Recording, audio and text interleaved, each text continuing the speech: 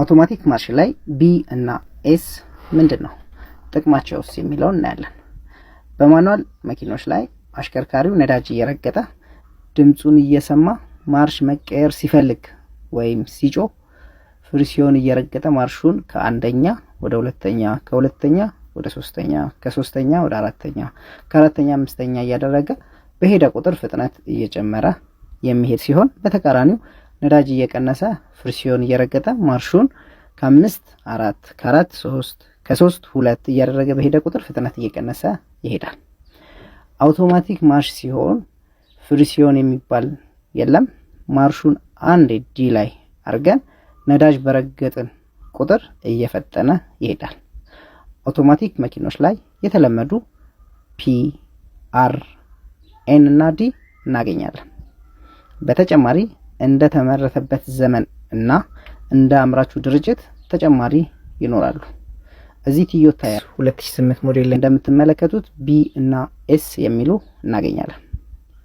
አውቶማቲክ ተሽከርካሪ ላይ ቢ እና ኤስ ምንድነው ጥቅሙስ የሚለው ነው ዛሬ የምናየው።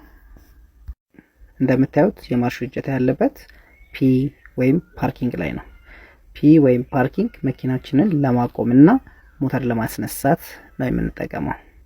አውቶማቲክ መኪና ላይ ፓርኪንግ ላይ ካልሆነና ፍሬን ካልተያዘ ሞተር አይነሳም።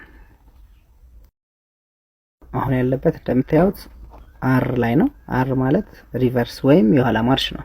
ስለዚህ መኪናችንን ወደ ኋላ ማሽከርከር ስንፈልግ የምንጠቀመው የማርሽ አይነት ነው። አሁን ያለንበት ደግሞ ኤን ወይም ኒውትራል ነው። ኒውትራል ማለት ነጂ ጥርስ ከተነጂ ጥርስ ጋር ሳይገናኝ ያለበት ሁኔታ ነው። ጥቅሙም ለአጭር ጊዜ ስንቆም ማለትም መንገድ ተዘግቶ ወይም ትራፊክ መብራት ላይ ስንቆም ኤን ላይ አድርገን ፍሬን መልቀቅ ከፈለግን ደግሞ እጅ ፍሬን ስበን መቆም እንችላለን ማለት ነው። አሁን ያለንበት ደግሞ ዲ ነው። ዲ የሚወክልልን ድራይቭ ነው። ድራይቭ የሚጠቅመን ወደፊት መሄድ ስንፈልግ የምንጠቀመው ነው። ከዲ ወደ ቀኝ ስንገፋው ያለው ኤስ ነው። ኤስ ደግሞ ስፖርት ወይም ስፒድ ማርሽ ነው። ስለዚህ ኤስ ላይ ስናደርገው መኪናችን ተጨማሪ ፍጥነት እና ጉልበት ስንፈልግ የምንጠቀመው የማርሽ አይነት ነው። ሌላው ቢ ነው። ቢ የሚወክልን ደግሞ ኢንጂን ብሬክ ሲሆን በቁልቁለታማና በተመዝማዛ ቦታ ላይ እንዳይፈጥንብን አስሮ የሚይዝልን የማርሽ አይነት ነው። የዚችን ሺፍት ሎክ የምትለውን ጥቅም ኮሜንት ላይ ጻፉ።